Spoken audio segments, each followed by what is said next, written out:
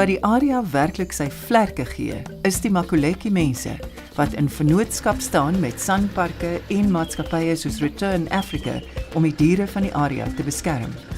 Mense soos Pafuri-bestuurder Godfrey Baloyi en gidse soos Isaiah Chauke baat nou by die land wat aanvanklik onteien is in 1969.